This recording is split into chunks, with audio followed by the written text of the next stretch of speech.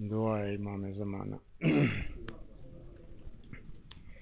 اللهم صل على محمد وآل محمد اللهم قل لوليك الحجة ابن الحسن صلواتك عليه وعلى آبائه في هذه الساعة وفي كل ساعة وليا وحافظا وقائدا وناصرا ودليلا وعينا حتى تسكنه أرضك طوعا وتمتعه فيها طويلا اللهم صل على محمد وآل محمد اللهم بحق محمد وعلي والفاطمة والحسن والحسين وجعفر وموسى يا ابن زهرا بحق زهرا أدركني أدركني أدركني يا مولاي اللهم صل على محمد وآل محمد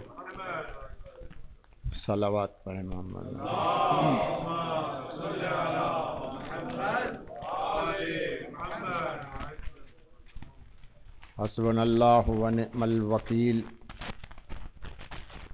نعم المولى ونعم النصير لا حول ولا قوة إلا بالله العلي العظيم بسم الله الرحمن الرحيم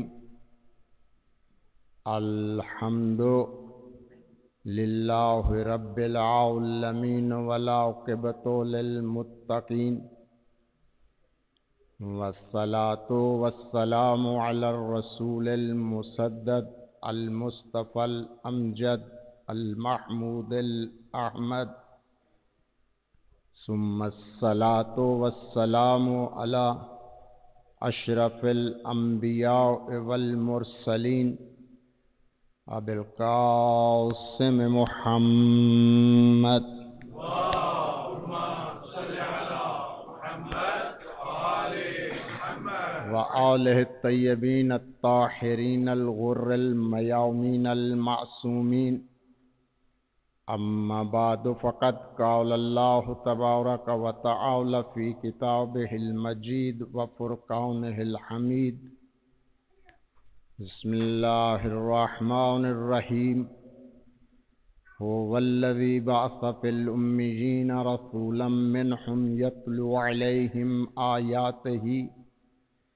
ويزكيهم ويعلمهم الكتاب والحكمة وإن كانوا من قبل لفي ضلال مبين صلوات اللهم صل على محمد وآل محمد ہواؤں کو مسخر کرنے والا، بادلوں کو اپنی فرما روائی کے زیر نگیں رکھنے والا، قادر مطلق اپنے کلام بے مثل و بے مثال میں ارشاد فرما رہا ہے کہ وہ ہے کہ جس نے امیوں میں ایک رسول مبعوث فرمایا۔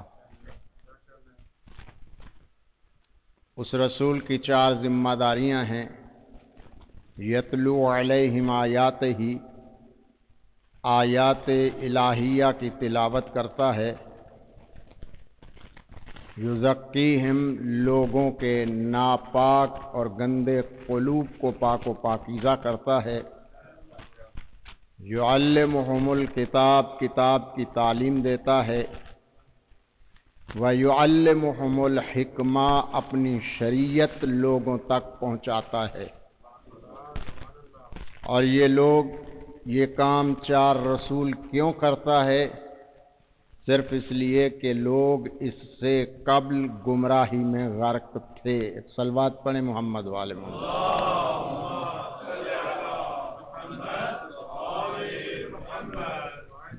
نعرہ تکبیر۔ اللہ کا نام بہت بلند ہے، بلند آواز سے نعرہ تکبیر، نعرہ رسالت، نعرہ رسالت، نعرہ حیدری، نعرہ حیدری، حسینیت، حسینیت، یزیدیت، یزیدیت ایک بلند ترین صلوات پڑھیں محمد۔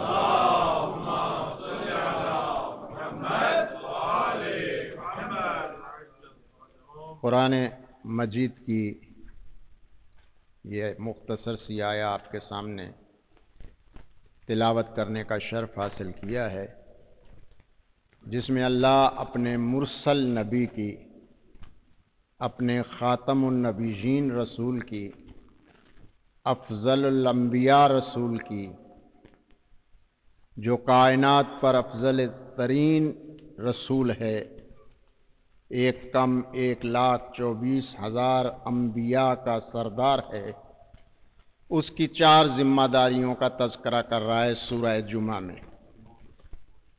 ہر ہفتے آپ یہ سورہ جمعہ میں آیت پڑھتے ہیں۔ خالق کائنات اپنے رسول کی 4 ذمہ داریوں کا تذکرہ کر رہا ہے اس آیت میں۔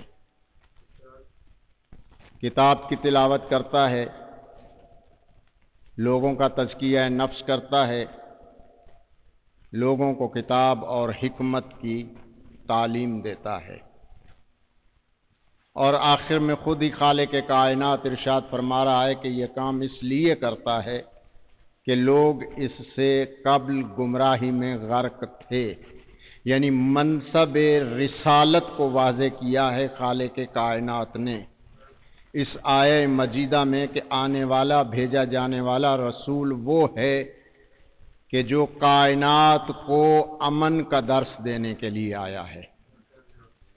یہ رسول وہ ہے کہ جو شرافت کا درس دینے کے لیے آیا ہے۔ یہ رسول وہ ہے کہ جو طہارت کا درس دینے کے لیے آیا ہے۔ یہ رسول وہ ہے کہ جو جہالت سے نکالنے کے لیے آیا ہے۔ یہ وہ رسول ہے کہ جو علم کی روشنی کی طرف لوٹانے کے لیے آیا ہے۔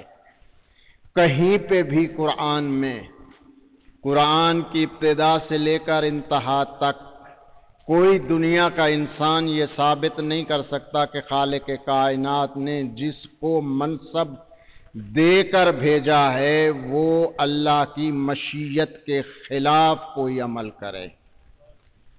ہم شیعان حیدر کرار کا عقیدہ ہے، میں کسی کے عقیدے کے بارے میں گفتگو نہیں کیا کرتا، نہ ہی میں کسی کے بارے میں کچھ کہا کرتا ہوں، اور بلکہ کہا کرتا ہوں کہ جس کے اپنوں کی فضیلتیں اتنی ہوں، اپنوں کی عظمتیں اتنی ہوں، تو اس مقدس منبر پہ بیٹھ کے ان کی برائیوں کو بیان کرنا کمال نہیں ہے، بلکہ ان کی عظمتوں کو سمجھنا کمال ہے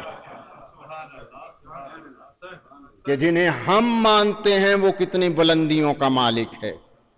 ابتدائی مجلس ہے، میں مجلس محرم کی ابتدا جناب سیدہ کائنات فاطمہ الزہرا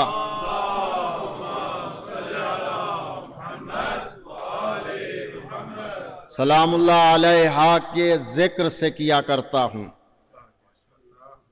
کیونکہ یہ معدن الرسالہ ہے، یہ کائنات کو درس دینے والی وہ کنیز ہے اللہ کی کہ جس نے دنیا کو بتایا کہ مقام نسواں کیا ہے،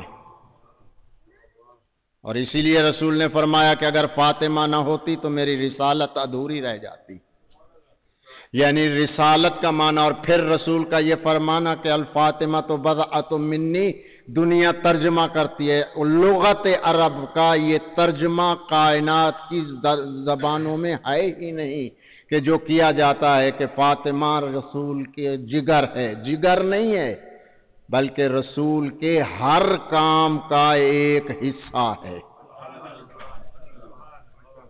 جناب سیدہ کے کمالات کو دنیا دیکھے، سن تو 18 سال تھا، 9 سال باپ کی گھر میں رہی ہیں، 9 سال شوہر کے گھر میں رہی ہیں، لیکن بی بی نے وہ کردار دنیا کو بتایا ہے کہ زہرا کے کردار کو دیکھو اور سمجھنے کی کوشش کرو، جس خالق کی مخلوق میں عورت کا اتنا مقام ہے اتنا مرد کا کتنا مقام بلند ہوگا۔ محمد و آل محمد صلوات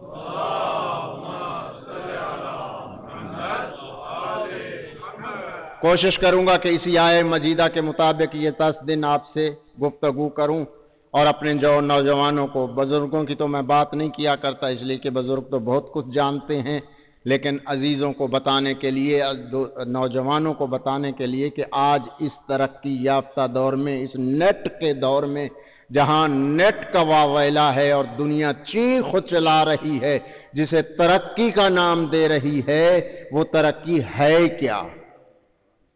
जिस तरक्की को आज हम तरक्की कह रहे हैं और मकाम कह रहे हैं, बुलंदी कह रहे हैं कि इंसान का ज़हन कहां से कहां पहुंच गया, वो ये समझने से कासिर है कि इन तमाम दुनिया के अमून, तमाम दुनिया के उलूम का मूजिद अली इब्न अबी तालिब अलैहिस्सलातु वस्सलाम है।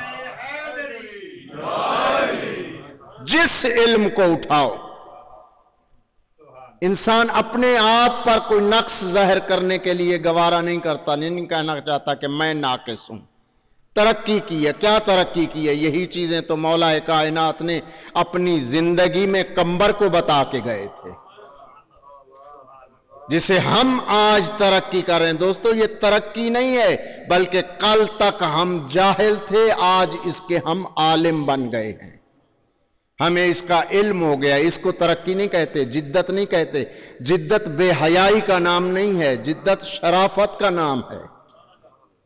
दुनिया इस मतलब को समझी नहीं है, लिहाजा सैयदा कायनात ने 18 साल जिंदगी के, दुनिया जो कुछ कहती रहे, लेकिन मैं कहा करता हूं, जब से इस दुनिया में सैयदा आई हैं, उस लम्हे से लेकर इस दुनिया से जाने के लम्हे तक वो किरदार पेश किया है कि कायनात आज सोचने पर मजबूर हो गई है कि ये था किरदार कैसा।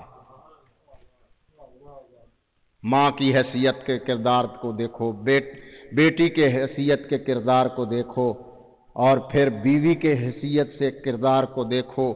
मैं कहूँगा, लेकिन बातें कुछ कड़वी भी होती हैं, दरमियान में आ जाती हैं, लेकिन मैं तो अपने मामे का हक अदा करूँगा, आपने नाराज नहीं होना है, क्योंकि यही दर्स इल्म है जहाँ से हम हासिल करते हैं। बल्कि मैं ये क्यों ना कहूँ,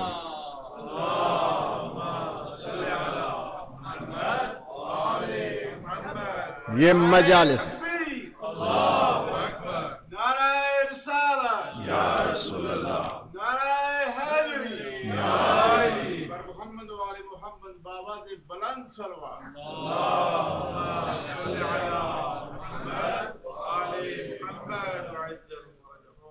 मैं अपने जवानों से कहूँगा, इस मजलिस हुसैन को मामूली न समझा करो। ये ज़िक्र अली, ये ज़िक्र हुसैन इब्न अली, या इस ख़ानदान का ज़िक्र जो है इतनी अज़मत रखता है कि इंसान सोच नहीं सकता।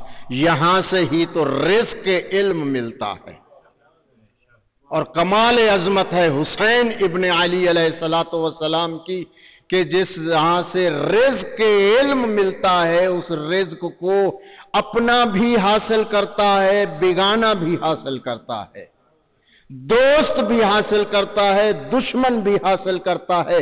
फर्क फकत इतना है कि दोस्त अपना बनकर हासिल करता है और हलाल करके हासिल करता है, दुश्मन बनकर लेता है लेकिन हराम करके लेता है। ये मकाम अज़मत है हुसैन इब्न अली। हमारी ये मजालिस दर्स हैं। आज तो तरक्की का दौर है ना, यही कहा जाता है बच्चे 9 बजे सो जाते हैं, वक्त नहीं है, सुबह इन्होंने स्कूल में जाना है, इन्हें पढ़ने के लिए जाना है। वो बाप जो नमाज के लिए नहीं उठता है, माजरत ख़्वाह हूं, जो नमाज के लिए नहीं उठता है, बच्चे को स्कूल पहुंचाने के लिए ज़रूर उठता है। इस मुआशरे में रहते हुए, ये गर्ब व शर्क का मुआशरा हमें यही सिखाता है ना कि बच्चे को जल्दी सुलाओ, जल्दी उठाओ। यानी आज का मुआशरा, जिसे हम इंग्लिश कहते हैं, अंग्रेज कहते हैं और गैर मुस्लिम कहते हैं, वो तकाजा कर रहा है कि बच्चे को जल्दी सुलाओ और अव्वल वक्त में उठाओ। क्यों? इसलिए कि पैगंबर ने यही दर्स दिया था ना कि शार अंबिया है अव्वल वक्त शब में सो जाना और सुलूए फजर सादिक से पहले उठ जाना। पैगंबर ने कहा था कि ये शार अंबिया है। ہم نے شعار انبیاء سمجھ کر اس بات کو نہیں سمجھا، لیکن آج ان کی باتوں پر غور کرتے ہیں، کیونکہ انگریزی سکولوں میں کہا جاتا ہے کہ بچہ دن رات کو نہیں سوئے گا جلدی، صبح اٹھے گا تو پڑھ نہیں سکے گا۔ دوستو اور عزیزو، کردار آئمہ کردار معصومین علیہم الصلاۃ والسلام ہمیں وادار کر رہا ہے۔ آج کیوں ہم پریشانیوں کا شکار ہیں؟ کبھی پریشانیوں کے حل کے بارے میں سوچا ہے کہ ہم کیوں پریشان ہیں، کیوں ہم مصیبتوں کا شکار ہیں؟ ہم آئے دن پریشانیوں میں مبتلا ہیں، کیوں؟ اس لیے کہ ہم نے محمد و آل محمد کو ویسے نہیں سمجھا جیسے وہ ہیں۔ ہر ایک نے محمد و آل محمد کی تفسیر اپنے ذہن کے مطابق کی ہے۔ صلوات پڑھیں محمد و آل محمد۔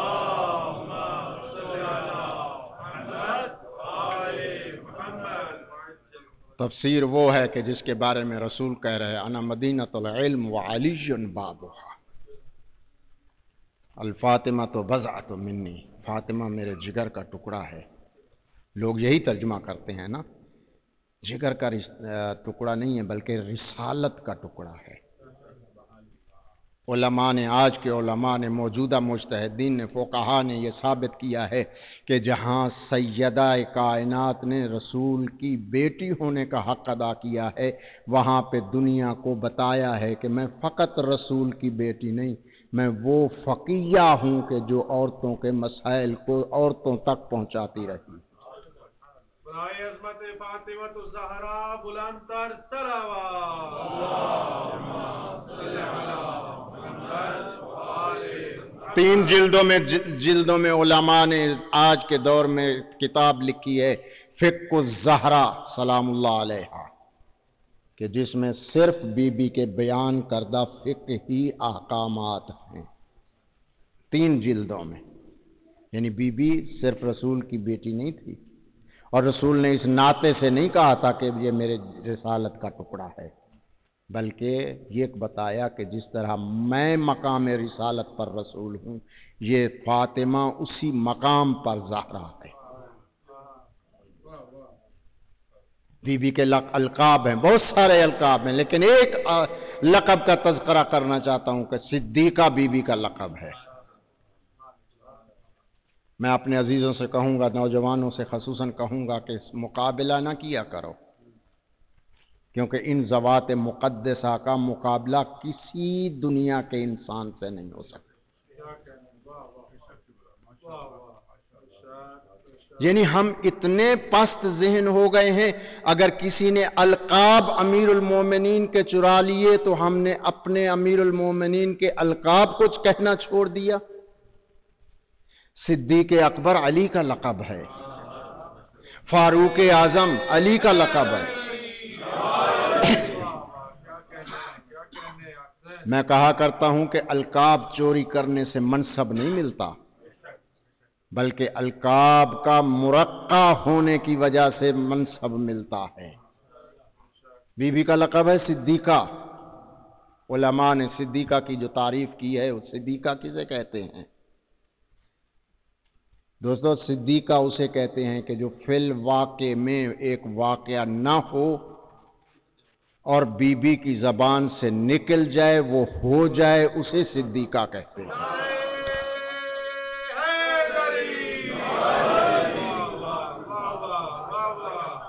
علامہ مجلسی کی کتاب بہار الانوار میں یہ واقعہ مشہور آمزد ہے، آپ کے بچوں کو بھی یاد ہے کہ بی بی نے کہا نہیں کسی کو،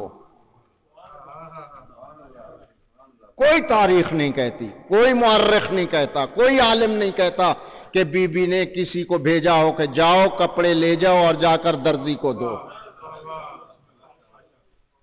کوئی نہیں کہتا۔ ادھر صدیقہ کی زبان سے لفظ درزی نکلا، اور پھر یہ بھی کہا جاتا ہے، ہمارے ممبروں سے میں کہا کرتا ہوں، یوں نہ کہا کرو، لوگ کہتے ہیں کہ حسنین بازار گئے اور لوگوں کے بھڑکیلے لباس دیکھے اور دیکھ کر واپس آئے اور ماں سے کہا کہ اماں ہمارے کپڑے نہیں ہیں، صبح عید ہے، لوگوں کے بچے نئے نئے کپڑے پہنیں گے۔ معصوم غیر معصوم کا مقابلہ نہیں کرتا۔ یہ بات عظمت حسنین کے خلاف ہے کہ لوگوں کو، بچوں کو دیکھ کر وہ تو کھیلتے ایسی کھیل ہیں کہ جو دنیا سمجھ نہیں سکتی. لہذا یہ لفظ نہیں کہے. ماں سے آ کے کہا صبح عید ہے ہمارے کپڑے. کہنے والے معصوم ہیں، جن کے کہا جا رہا ہے وہ معصومہ کائنات ہے. بی بی کی زبان سے بے ساختہ نکلا کہ درزی کے پاس ہے. یعنی یہاں اگر میں یہ جملہ کہوں تو بے جانا ہے کہ صدیقہ کائنات کی زبان سے جملہ نکلا، مشیت ایزدی بدل گئی. جہاں مشیت ایزدی کے تقاضے نہیں بدلتے، جبرائیل جی رب جلیل جنت میں جا، دو ایک قسم کے لباس تیار کر، خوشبو آئے جنت سے معطر کر. لباس تیار ہوئے. جبرائیل قریب آیا، کہا کہ خالق کائنات لباس تیار ہیں. کہا یہ لباس لے کے سرزمین مدینہ پہ جا. تاریخ کے لفظ نہیں ہے، یہ میرے اپنے ذاتی لفظ ہیں. جب اللہ نے کہا ہوگا نا کہ جا سرزمین مدینہ پر، جبرائیل چلا ہوگا، کیونکہ جہاں جانا تھا اس گھر کا پرانا آشنا تھا، آداب بھی جانتا تھا، تہذیب بھی جانتا تھا، احترام بھی جانتا تھا کہ کیسے جانا ہے. لیکن ادھر جانے لگا، آواز قدرت آئی ہوگی کہ جبرائیل رک جا.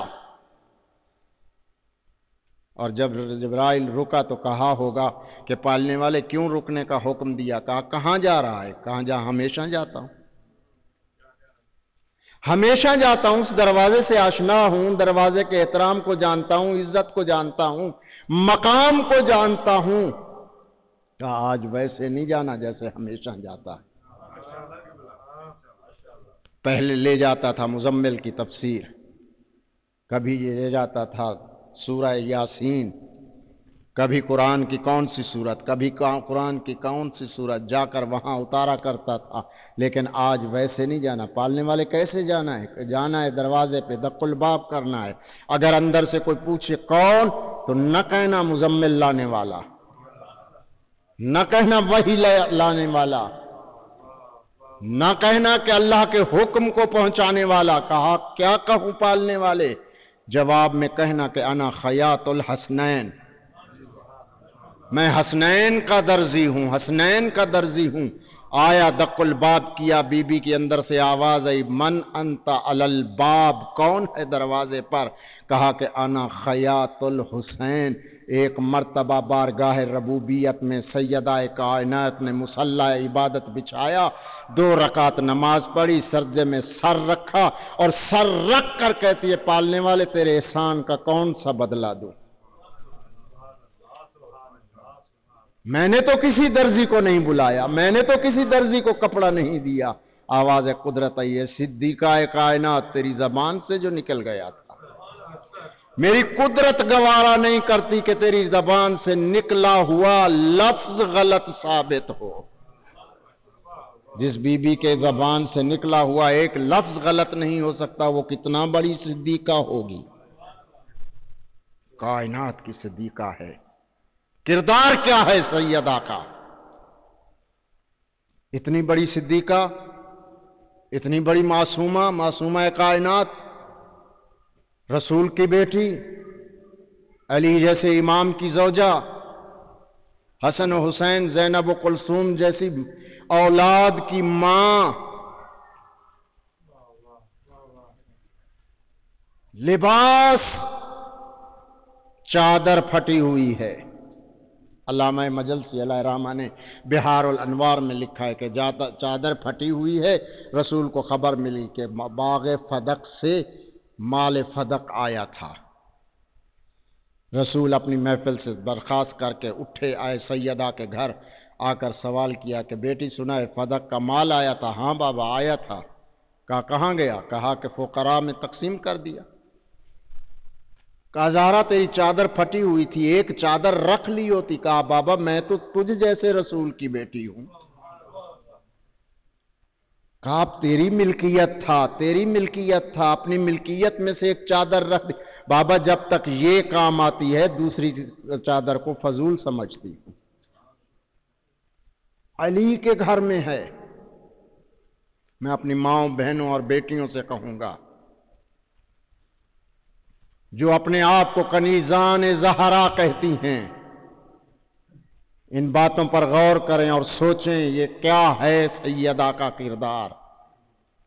تاریخ کہتی ہے جب سے باپ کے گھر سے علی کے گھر میں آئی ہے کبھی بھی ایک لفظ سوال کا نہیں کیا۔ ضرورت مند نہیں تھی، تاریخیں کہتی ہیں ضرورت تھی لیکن کبھی نہیں مانگا، سوال نہیں کیا، باپ سے سوال نہیں کیا، امیر کائنات سے سوال نہیں کیا۔ ایک مرتبہ امیر المؤمنین علی ابن ابی طالب علیہ الصلوۃ والسلام نے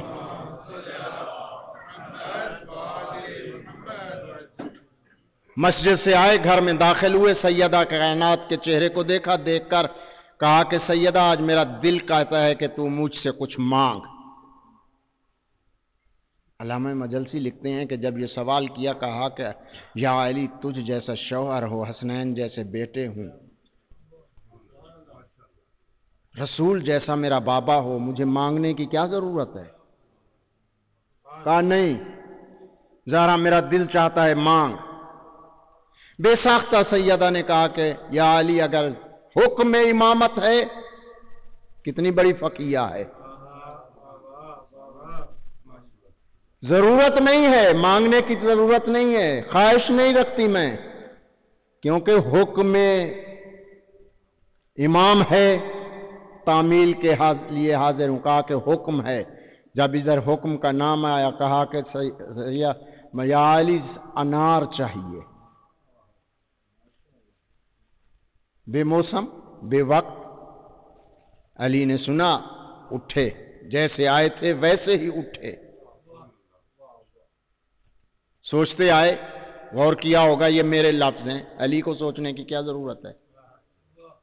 کائنات کا وارث ہے، کائنات کا مالک ہے، علم لدنی کا مالک ہے، علی نہیں جانتا تو اور کون جانتا ہے؟ آئے یہودی کے دروازے پہ دق الباب کیا، یہودی باہر نکلا، یا علی مجھے حکم دیا ہوتا میں آپ کے پاس آتا۔ مولا فرماتے ہیں پیاسا کنویں کے پاس آتا ہے، آج علی ضرورت مند بن کر آیا ہے۔ کہا حکم دیجئے، کہا کہ میں نے سنا ہے تیرے باغ میں انار جو ہیں بے موسم لگتے ہیں، تیرے گھر میں آئے ہیں انار چاہیے۔ کہا یا علی آئے تو تھے، ہم نے تقسیم کر دیے، دے دیے جس کو دینے تھے۔ کچھ دیر گزری، بیوی نے خبر گیری کے لیے قریب آئی، دیکھا کہ کتنی دیر ہو گئی ہے، دروازے پہ دق الباب ہوا تھا، ابھی واپس نہیں آیا۔ یہ باتیں سنی تو ایک مرتبہ علی سے وہ یہودی کہہ رہا تھا کہ دے چکے ہیں، اور ایک مرتبہ علی خاموش ہوئے، بات نہیں کی، اور اندر سے آواز آئی کہ بلایا، اور بلا کر کہا کہ کون آیا؟ کہا امیر المؤمنین علی ابن ابی طالب۔ کیا چاہتے ہیں؟ انار۔ تو نے کیا کہا؟ میں نے کہا کہ ہم تو دے چکے۔ کہا ٹھہر، بلا علی کو کہو ٹھہرے، میں نے اپنے حصے کا انار رکھا ہوا ہے۔ علی ایسے نہیں آئے تھے دروازے پہ، جانتے تھے کہ انار ہے اس کے پاس اور یہ دے گا، علم لدنی کا مالک ہے، لہذا اس عورت نے انار دیا، علی کو آ کے دیا، انار لے کے میرے آقا گھر کی طرف چلے۔ گھر کی طرف چلے، ایک خرابے سے گزرے، ایک آواز بلند ہوئی، علی کے کانوں تک ایک آواز آئی، کوئی چیخ رہا ہے، چلا رہا ہے، واہ ویلا کر رہا ہے۔ علامہ مجلسی کہتے ہیں کہ اس آواز کو سنا علی کے قدم رک گئے اور اس خرابے کے اندر آئے، اس مکان ٹوٹے ہوئے کے اندر آئے، آ کے دیکھا کہ ایک اپہاج شخص پڑا ہوا ہے، آنکھوں سے دیکھ نہیں سکتا، ہاتھ اس کے ہلتے نہیں ہیں، بدن جو ہے اس کا ساکن ہے، اور چیخ رہا ہے اور چلا رہا ہے۔ آواز دی امیر کائنات نے کہ عبد خدا کیا تکلیف ہے؟ کہا کہ تکلیف یہ ہے کہ بیمار ہوں۔ کہا کہ تیری بیماری کا علاج، پہلے بھی بیماری ہوئی ہے؟ کہا ہوتا ہے، انار کھاتا ہوں ٹھیک ہو جاتا ہوں۔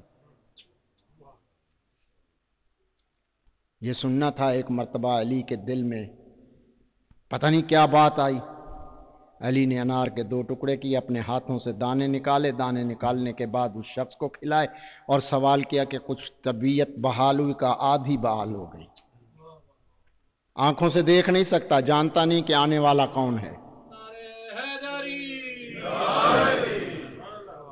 علی نے دوسرے انار کے حصے کے دانے نکالے، اپنے ہاتھوں سے کھلائے، کھلانے کے بعد کھڑا ہو گیا، ایک مرتبہ آسمان کی طرف دیکھا کہ اے اللہ، میں نے تیرے بندے کی مدد کی ہے، تیرا حکم ہے کہ اگر کسی کی جان بچانی ہے تو اس کا معنی ہے کہ انسانیت کی جان بچائی ہے۔ میں نے آج علی نے تیرے حکم کے مطابق ایک کی جان بچا کر انسانیت کو بچایا ہے۔ اب امیر کائنات کے قدم بڑھے، دروازے پہ آئے، دروازہ کھولا، دروازے کے اندر داخل ہوئے، دیکھا کہ سیدہ کائنات مصلی عبادت پہ بیٹھی ہیں، ساتھ ایک ٹوکرا رکھا ہوا ہے، ٹوکرا رکھا ہوا ہے، اور قریب آئے اور کہا کہ فاطمہ یہ کہاں سے آئے انار؟ کہا یا علی آپ نے خود ہی تو بھیجے ہیں۔ علی اسی پاؤں پہ کھڑے ہو کر سجدہ خدا میں گرے اور کہا کہ پالنے والے میں نے تو ایک دیا تھا۔ دوستو اور عزیزو، میں اپنی ماؤں، بہنوں اور بیٹیوں سے کہوں گا کردار سیدہ کو سمجھنے کی کوشش کرو۔ کل تک حسین ابن علی علیہ السلام کا فقط استغاثہ تھا، آج سیدہ استغاثہ کر رہی ہیں اپنی کنیزوں سے۔ میرے گھرانے نے پردہ بچایا ہے، میرے گھرانے نے تمہارے پردے کو باقی رکھا ہے۔ آج وہ تقاضا کر رہی ہے کہ دیکھو کہیں تمہارا چہرہ کوئی نامحرم تو نہیں دیکھ رہا۔ یورپ کا ماحول ہے، آپ یہی کہیں گے نا، ممکن نہیں ہے کہ یہاں پہ پردہ کیا جائے۔ فقہا کہتے ہیں اور ائمہ علیہم السلام کہتے ہیں جہاں دین اور شریعت نہ بچتی ہو وہاں تمہارا رہنا حرام ہے۔ میری ماں، میری بہنوں، لفظ سخت ہیں، آپ کو پریشانی ہوگی، شاید آپ گھروں میں جا کر اپنے شوہروں سے، اپنے بیٹوں سے، اپنے بچوں سے کہیں کہ کیسا مولوی منگوایا ہے کہ جو پہلے دن ہی ہمارے خلاف بول رہا ہے۔ میں خلاف نہیں بول رہا، میں شریعت محمد کو بتا رہا ہوں۔ محمد و آل محمد بلند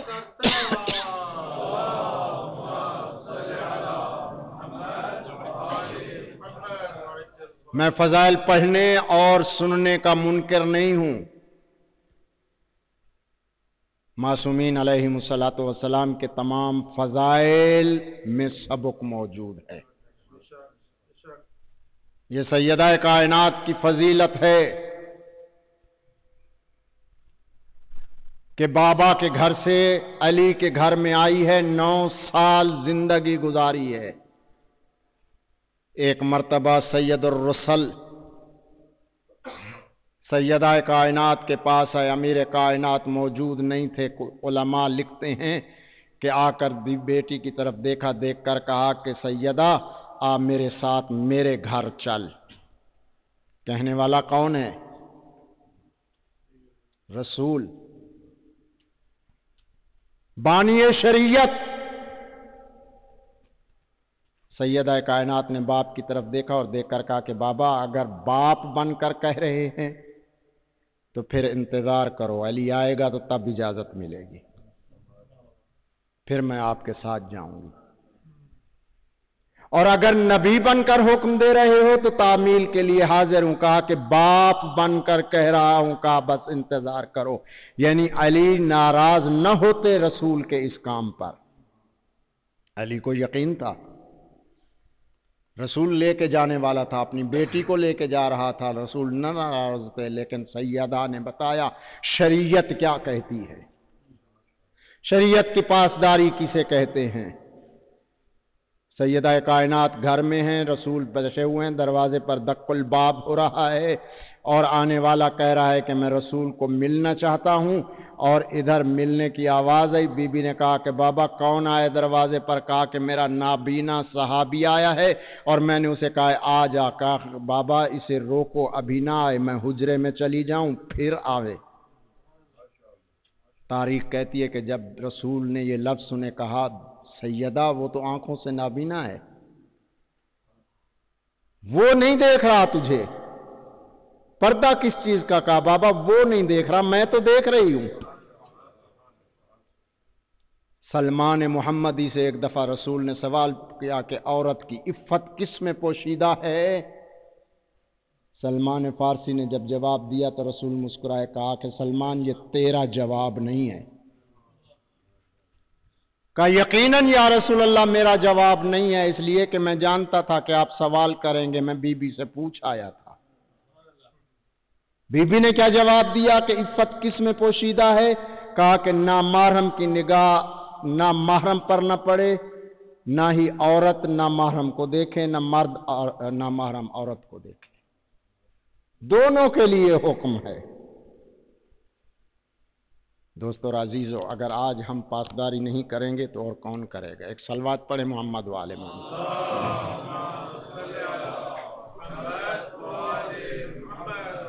مجھے نہیں پتا کہ میں نے کتنا پڑھا ہے، کتنا باقی پڑھنا ہے. آج پہلا دن ہے، یہ مقدمہ ہے اور یہ باتیں میں مقدمہ تن کر رہا ہوں. پورے عشرے میں نے اسی قسم کی باتیں نہیں ساری کرنی، فضائل بھی پڑھنے ہیں، مصائب بھی پڑھنے ہیں، لیکن آج تقاضا یہ ہے کہ کردار کی بلندی کے ساتھ دشمن کا مقابلہ کیا جائے. اور اگر ہم دشمن اپنے کو پہچاننے کے باوجود بھی کردار کی بلندی پیش نہ کر سکے تو پھر رسول شکایت کریں گے. کسی زمانے میں علی والوں کا کردار کیا تھا؟ حاکم وقت یہ نہیں کہتے تھے کسی شیعہ کے دروازے پر جا کر دق الباب کریں. ان باتوں پہ داد نہیں ملتی، صلوات کوئی نہیں پڑھتا، نعرہ کوئی نہیں مارتا، چپ کر کے سنا جاتا ہے. لیکن بڑے خاموشی سے آپ سن رہے ہیں، مجھے بھی سکون آ رہا ہے کہ سن رہے ہیں اور سمجھ رہے ہیں. بلکہ کہا جاتا تھا مسجد میں چلے جاؤ، مسجد میں جو رکوع و سجود میں مصروف ہو اسے پکڑ کر آؤ، اس لیے کہ وہی علی والا ہے. یعنی علی والے کی شناخت اللہ کی عبادت تھی. اس خاندان رسالت نے ہر مقام پر اللہ کو عظمت عطا کی ہے، مقام توحید کو دنیا میں پھیلایا ہے. صلوات پڑھیں محمد.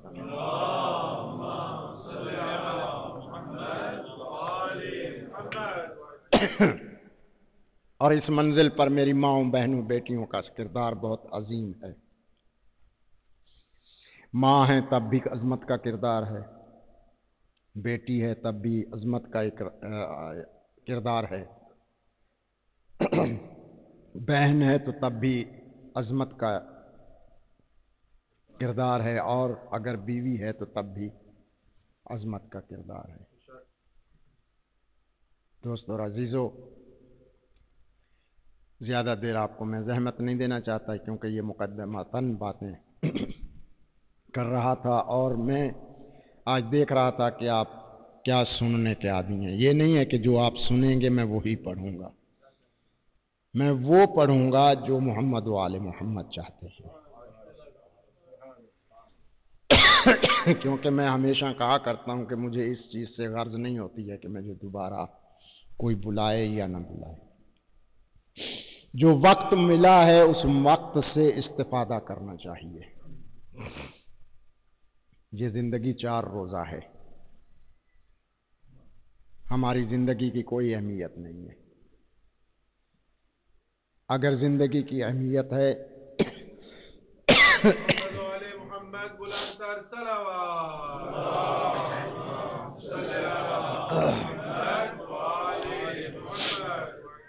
تو صرف اور صرف معصومین علیہم الصلاۃ والسلام کی ہے.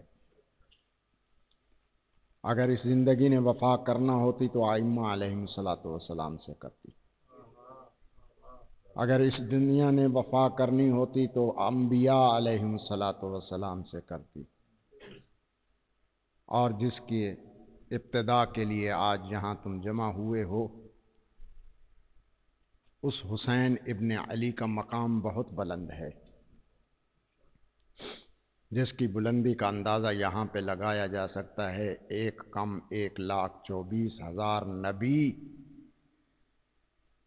جہاں سے منزل تکمیل تک نہیں پہنچ سکے، وہاں حسین منزل تکمیل تک پہنچا ہے۔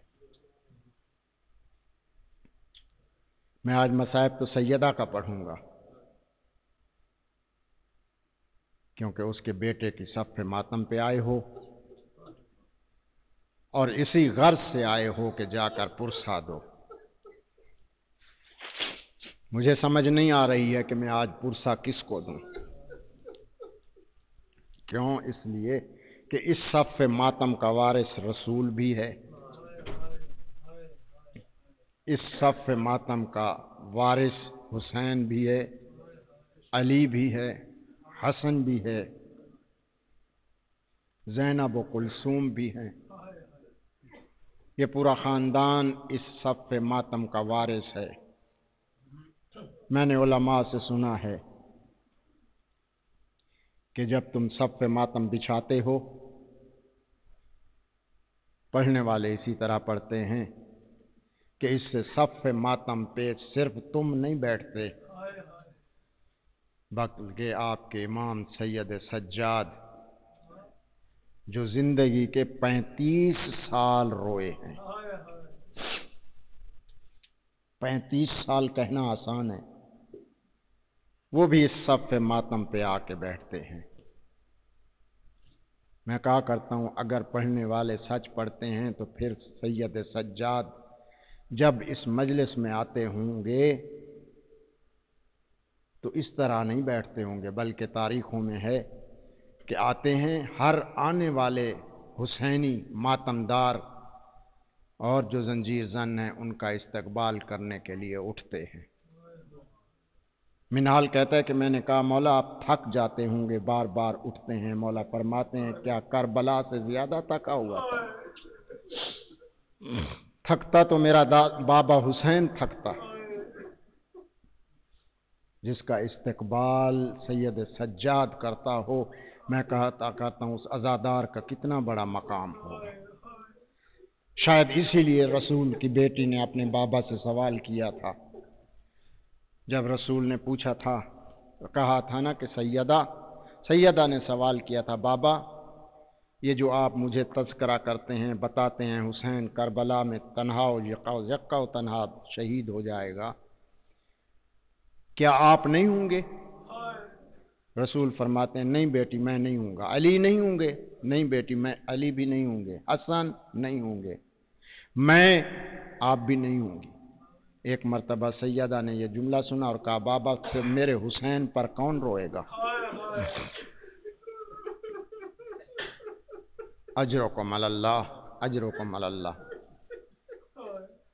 رسول کا یہ سننا تھا، ایک آہ بھری اور آہ بھرتے ہوئے فرمایا کہ بیٹی گھبرا نہیں، اللہ ایک ایسی قوم کو پیدا کرے گا جس قوم کے بوڑھے تیرے بوڑھوں کو روئیں گے، جس قوم کے جوان تیرے بچوں کا ماتم کرے گی، جن کی عورتیں تمہاری عورتوں کا ماتم کرے گی۔ بی بی نے یہ لفظ سنے اور بارگاہ ربوبیت میں آسمان کی طرف منہ کیا اور کہا بابا میں اس اللہ سے جو کائنات کا مالک ہے میں ایک خواہش کرتی ہوں، میں وعدہ کرتی ہوں، ایک اللہ سے کہے وہ بھی ایک وعدہ کرے۔ بیٹی کیا وعدہ کرے؟ تو کیا وعدہ کرتی ہے؟ وہ کیا وعدہ کرے؟ کہا کہ بابا میں وعدہ کرتی ہوں اس وقت تک جنت نہیں جاؤں گی جب تک ایک ایک حسین کو رونے والا جنت میں داخل نہیں ہو جائے گا۔ بی بی سے سوال کیا گیا کہ بھئی وہ اللہ کیا وعدہ کرے؟ کہا کہ صرف اتنا کہ اس قوم کے بچوں کو اتنی زندگی دے کہ وہ اس طرح حسین کو رو سکیں کہ میری حسرت جو اتنی ہے اتنا روئیں، اور ایسے روئیں میرے بیٹے کو جیسے ایک بوڑھی ماں جوان بیٹے کی لاش پر روتی ہے۔ اور میں کہا کرتا ہوں کہ صرف سید سجاد نہیں آتے، پڑھنے والے کہتے ہیں کہ شام سے جناب زینب آتی ہیں، جنت البقیع سے رسول کی بیٹی آتی ہیں، شام سے 4 سال کی سکینہ پھوپھی کے ساتھ آتی ہے، اور جب یہ آپ کی بلند آوازوں کو سکینہ سنتی ہیں نا، پڑھنے والے کہتے ہیں کہ اس وقت بی بی کا دامن ہلا کر پوچھتی ہیں، پھوپھی اماں یہ کیوں رو رہے ہیں دھاڑے مار مار کے؟ اماں یہ کیوں ماتم کر رہے ہیں؟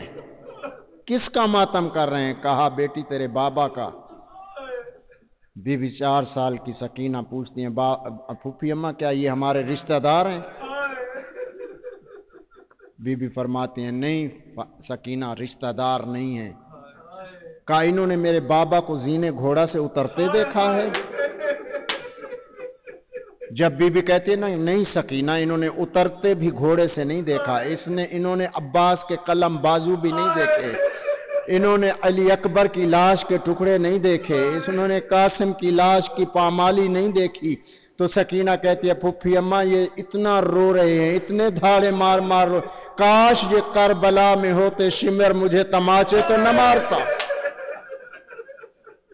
اجرکم علی اللہ، اجرکم علی اللہ۔ بس ایک جملہ میں اور کہنا چاہتا ہوں مصیبت کا۔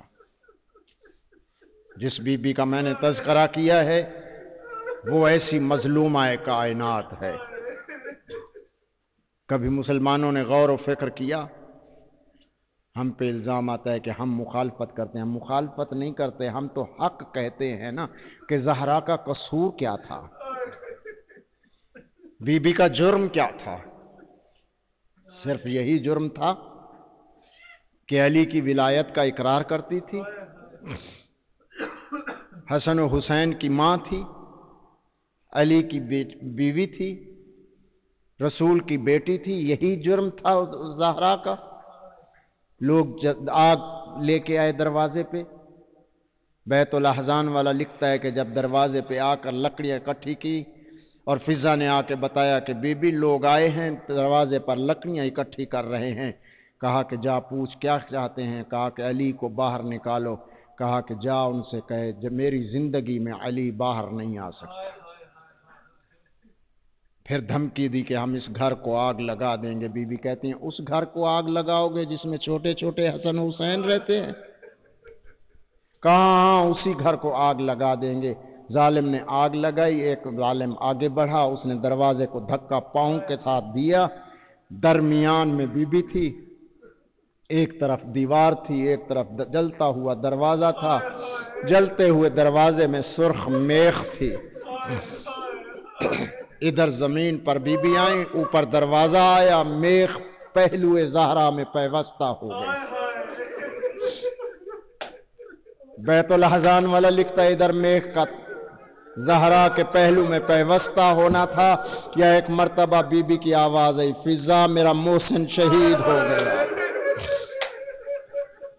آج کے عالم دین نے اپنی کتاب میں سوگے سیدہ میں لکھا ہے کہ انہوں نے کہا کہ جب دروازہ گرا ہے تو یہ ظالم دروازے کے اوپر سے چڑھ کر صحن خانہ میں داخل ہے۔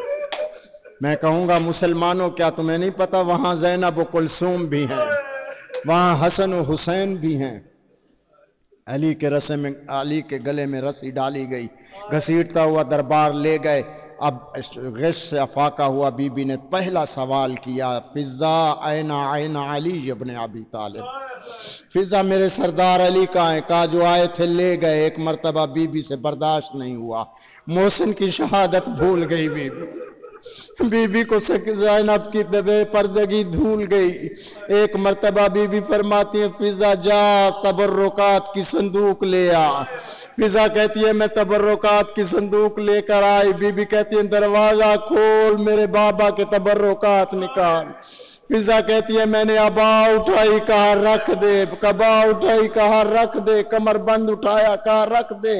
اب آخر میں امامہ تھا، میں نے ہاتھوں پہ امامہ اٹھایا۔ بی بی کہتی ہیں فضا مجھے دے امامہ، میں بابے کا امامہ سر پہ رکھ کر اس امت کے لیے بد دعا کرتی ہوں۔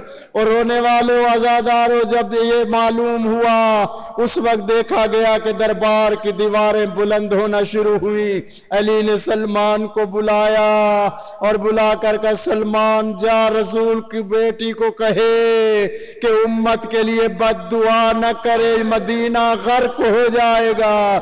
میں کہوں گا یا علی آپ کو محسن کی شہادت کا کوئی مرض نہیں، آپ کو زینب کی بے پردگی کا کچھ نہیں، آپ کو مدینے کا احساس ہے. کہا کہ رسول کہہ گئے تھے یا علی مدینے میں جنگ نہیں ہونی چاہیے. ایک مرتبہ بی بی نے کہا جب آئے علی اور بی بی کو دیکھا کہ بی بی مختلف امور زندگی انجام دے رہی ہے، شہزادوں کو بلا کے کہا جاؤ نانا کی قبر پہ اور جا کر میرے لیے دعا کرو، کہو نانا اماں بیمار ہے، دعا کرو صحت ملے. ایک مرتبہ شہزادے دوڑتے ہوئے نانا کی قبر پہ آئے. قبر پہ آ کر حسن نے اپنا ماما رسول کی قبر پر رکھا، حسین نے اپنا ماما رسول کی قبر پر رکھا. کتب تاریخ کہتی ہیں ایک مرتبہ حسن آگے بڑھے کہا نانا میری اماں بیمار ہے. پڑھنے والے پڑھتے ہیں یوں کہنا تھا. حسین آگے بڑھے کہا نانا یہ امیر تیرا نواسا ہے، میں غریب کربلا ہوں، میری اماں بیمار نہیں ہے، میری اماں پر ظلم ہوا ہے. ایک مرتبہ یہ کہنا تھا یا رسول کی آواز بیٹے جاؤ تمہاری ماں کو شفا ہو گئی. دوڑتے ہوئے گھر میں آئے. فضا کہتی ہے میں سامنے کھڑی تھی، میں نے کہا شہزادے پہلے کھانا کھا لو. حسن نے تو کچھ نہیں کہا لیکن حسین کہتے ہیں فضا تو نے دیکھا میں نے ماں کے بغیر کبھی کھانا کھایا ہو، مجھے ہٹ جا، مجھے ماں کو ملنے دے. کہا کہ ماں تیری نے کہا ہے دروازہ اس وقت نہ کھولنا جب تک حسن حسین کھانا کھا لے. کہا اماں نے روکا تھا؟ کہا کہ ہاں. ایک مرتبہ حسین چلے گئے، سین کے کونے میں جا کر بیٹھے. علی گھر میں آئے، جنازہ جناب سیدہ کا تیار ہوا، غسل و کفن دیا گیا اور رونے والوں اس وقت علی نے اولاد کو سنبھالا. کہا زینب سے کہ زینب تیرا بھائی حسین کہاں ہے؟ کہا کہ بابا کونے میں بیٹھ کر رو رہا ہے. کہا بلا ماں کا آخری دیدار کر لے. حسین کے پاس آئی. کہا جا میری ماں سے کہے میں فخر عیسیٰ ہوں، وہ فخر مریم ہے، مجھے جب تک بلائے گی نہیں میں اس وقت تک نہیں جاؤں گا. رونے والوں تاریخ کہتی ہے ایک مرتبہ بند کفن ٹوٹے، زہرا کے دونوں ہاتھ بلند ہوئے اور آواز دیا میرا حسین.